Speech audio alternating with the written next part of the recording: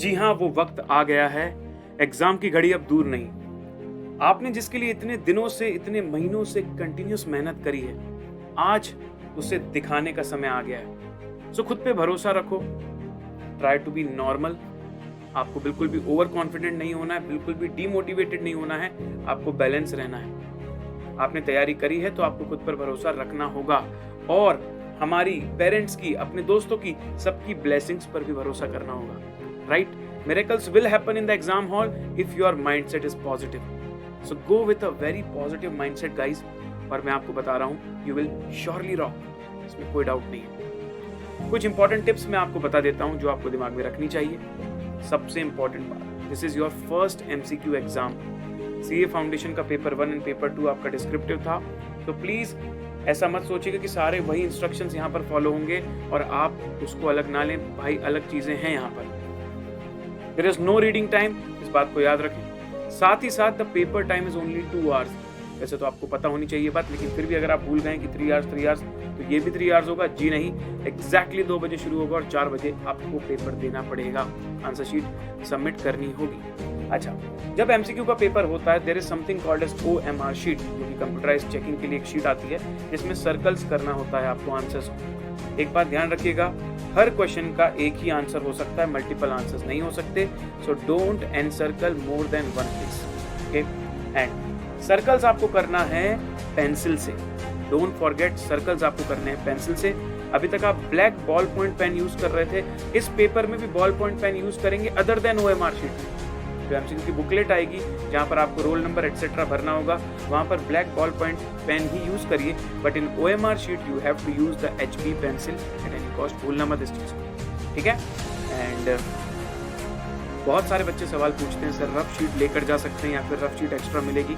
वहाँ पर कोई एक्स्ट्रा रफ शीट नहीं मिलती, ना ही आप लेकर जा सकते हैं। आपके पास पेपर के एंड में कुछ खाली स्पेस होता है, उसी को आपको यूज करना है। तो इसके लिए मैं आपको एक गाइड करना चाहूँगा, एक 1 पेंसिल, और उस पेंसिल से ही आप सारे क्वेश्चंस को सॉल्व करें, ताकि बाद में अगर स्पेस खत्म भी हो जाए तो आप इरेज करके वापस से वहाँ पर उसको राइट डाउन कर सकें। इसका मतलब आपको पेंसिल, इरेजर, शार्पनर ये सब लेकर भी जाना है, चेकलिस्ट में जरूर याद रखें। इसके साथ साथ पेंसिल से सॉल्व करने के बाद भी हो सकता है कि आपको बहुत कम जगह लगे उसमें, तो एक काम करना, स्टार्ट करने से पहले ही 2 लाइंस बीच में ड्रॉ कर देना, उस पूरे पेज को 3 पार्ट्स में बांट देना और अपने आप को स्ट्रिक्ट रखना कि यार मैं किसी क्वेश्चन को सॉल्व कर रहा हूँ तो एक सेगमेंट में ही करूँ, फिर छोटा से छोटा लिखने की कोशिश करना, ठीक है? और भूलना मत भाई, MCQ है, आपके पास there is a liberty that in so many questions you have that elimination method, option method. मैं आपको सीक्वेंस बताता हूं कि आपको पेपर को कैसे सॉल्व करना है। अल्टीमेटली आपका माइंडसेट क्या होना चाहिए, पेपर के जस्ट आते ही आपको क्या सोचना है। जैसे पेपर आपको मिलता है, don't directly start solving it, scan करो। सर स्कैन करो मतलब क्या मैं पूरा पेपर पढूं? जी नहीं, आपके पास इतना रीडिंग टाइम नहीं। स्कैन करने का मतलब है आप ओवरव्यू लेते जाओ, ठीक है? पूरे ऑप्शंस मत पढ़ो, क्वेश्चन को थोड़ा थोड़ा पढ़ लो, लेकिन 5 से 10 मिनट के अंदर एक बार पूरे पेपर को स्कैन कर लो। ऐसा स्कैन करने के बाद ना आपके माइंड में ये बात आपको समझ में आ जाएगी कि इसमें से कुछ तो ऐसे क्वेश्चंस हो बहुत छोटे छोटे हैं, बहुत छोटे छोटे मतलब कुछ थ्योरी क्वेश्चंस होंगे जो एकदम क्विकली हो जाएंगे, कुछ ऐसे प्रैक्टिकल क्वेश्चंस होंगे जिसमें सिंगल फॉर्मूला लगाना है और वो 20, 30, 40 सेकंड्स के अंदर हो रहे हैं। अगर वो आपने आइडेंटिफाई कर लिया है, आई विल सजेस्ट पहले उनको सॉल्व करो। सर लेकिन मुझे सर फर्स्ट 10 क्वेश्चंस बड़े हैं लेकिन मुझे बन रहे हैं, फिर भी मत करो उनको, पहले क्विक वाले क्वेश्चन सॉल्व करो, ताकि बाद में ये रिग्रेट ना हो कि यार बाद में कोई इजी वाला छूट गया। अच्छा, क्योंकि क्विक वाले जल्दी से जल्दी आप कम से कम समय में कर लोगे, हो सकता है कि आपका आधे घंटे में बहुत सारे क्वेश्चंस हो गए हों, तो आपको वहां पर और पॉजिटिव फीलिंग भी आएगी कि चलो भाई मेरे पास समय ज्यादा है, क्वेश्चंस कम है। अकॉर्डिंगली जिस क्वेश्चन में कहीं अगर आपको ज्यादा समय देने की जरूरत है तो बाद में दे सकते हो। स्टार्टिंग में आपको पता नहीं चलेगा, आपने बड़ा क्वेश्चन उठा लिया, ज्यादा समय दे दिया और फिर छोटे क्वेश्चन के लिए समय नहीं बचा और वो पूरा अगर बच गया तो आपका लॉस है। क्यों? क्योंकि हर एक क्वेश्चन में एक ही नंबर मिलना है, चाहे वो छोटा हो चाहे वो बड़ा हो। तो प्लीज इस चीज को भी दिमाग में रखिएगा। अच्छा, पहले राउंड में जब आप पहले क्वेश्चन सॉल्व कर रहे हैं, एक पूरा राउंड कंप्लीट कर रहे हैं, तब बिल्कुल भी तुक्का मत करिए, नो तुक्का, ओनली जो बन रहा है उनको करते जाइए। फिर जब आपका पूरा हो जाएगा, फिर आपके पास समय बचेगा। फॉर एग्जांपल आपके पास 25 क्वेश्चंस बच गए, जिसमें अब आपको लग रहा है कि मैं कुछ तो करके जाऊं। 75 आपने कर लिया, उन 25 को और पढ़ो, समय दो।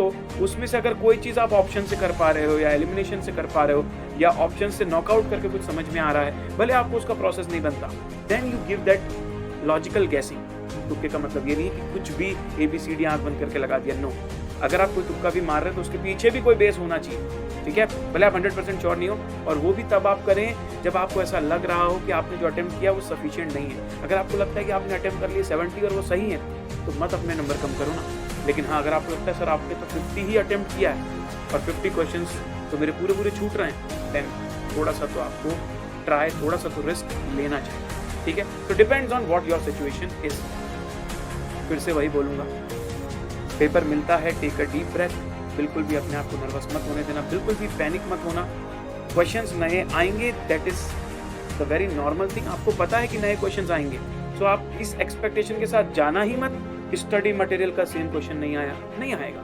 बट अगर आपने कॉन्सेप्ट पढ़े हैं, अगर आपने चीज़ों को समझा है, तो ट्रस्ट योरसेल्फ आपको बनेगा, थोड़ा सा दिमाग लगाना पड़ेगा उस समय, ठीक है।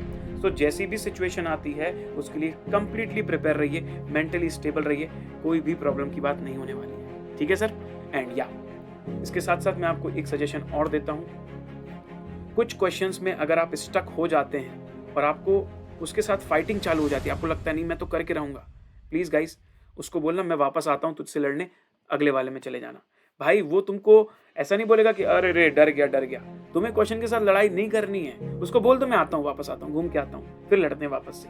फिर हो सकता है कि आप कुछ क्वेश्चंस करने के बाद वापस से आते हैं ना, तो स्टक नहीं होंगे और कुछ फ्रेश माइंड से करेंगे तो वो चीज़ हो जाएगी, ठीक है। This will apply to any MCQ और this will apply to any paper, ठीक है। तो अगेन टेलिंग यू यार, as you know that there are 3 kinds of question, one is completely theory, one is short numerical formula based, and one is where we have to give our time, like logical reasoning के question हो गए, फिर आपके बड़े question हो गए stats के, maths के। टाइम वैल्यू ऑफ मनी तो कैलकुलेटर बेस्ड है तो वो भी शॉर्ट न्यूमेरिकल में आ जाएगा। तो पहले थ्योरी और शॉर्ट न्यूमेरिकल को फोकस कर लो, मान लो वहां पर तुम्हारा 50-60 कवर हो गया ना, फिर 40 मार्क्स में 2 टाइम भाई अच्छे से। सो इस तरीके से 2 घंटे का ऑप्टिमम यूटिलाइजेशन हमको करना है।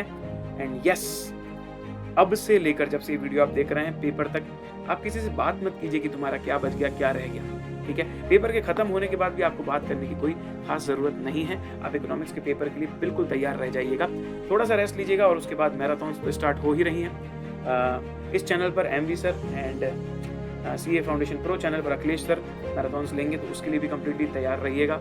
And guys, my full blessings are with you. मुझे पूरा भरोसा है आप लोगों पे, हम लोगों ने इतनी मेहनत करी, हमारी मेहनत रंग लाएगी। This is not just your examination, this is my examination also. This is the final effort. मतलब हमने इतने समय से इतनी सारी क्विज, इतने सारे रिविजन्स, इतना सारा लेक्चर किया, उन सब का आउटपुट यहीं पर निकलने वाला है, ठीक है सर। चलिए, so all the very best. I hope to see you all in the intermediate का एक नया बैच चालू हो रहा है 19 अगस्त से, द वार्म अप बैच। तो अगर आपका फाउंडेशन एग्जाम करने के बाद आप शुरू करना चाहते हैं उस बैच को, तो अनअकैडमी प्लस का सब्सक्रिप्शन जल्दी से लीजिएगा and use the code CA Pranav to get 10% off. तो आप सभी का इंतजार रहेगा CA इंटरमीडिएट में। जाते जाते फिर से कहूंगा, all the very best, God bless you, trust yourself and our blessings are with you. Bye bye.